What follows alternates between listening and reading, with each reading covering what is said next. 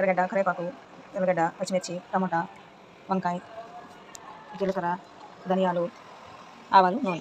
Okay friends, ఇప్పుడు వీటన్నిటిని ఒకదాని తర్వాత ఒకటేసి ఫ్రై చేస్తాం. ఇందులో ఫస్ట్ నేనైతే ధనియాలు, జీలకర్ర వేసాను. అది వేగిన తర్వాత ఎర్రగడ్డ, పచ్చిమిర్చి, కరివేపాకు, ఉల్లగడ్డ వేసాను. ఇవన్నీ బాగా వేగాక తర్వాత వంకాయ వేస్తాను. వంకాయ వేసి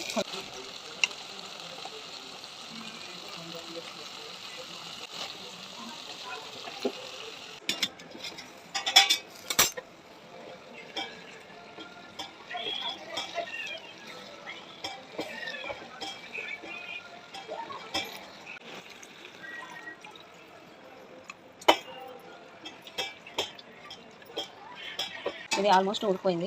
ఇంకా ఎనిపేస్తే కర్రీ రెడీ అయిపోయింది. ఇంకెనిపితే కర్రీ రెడీ అయిపోతుంది.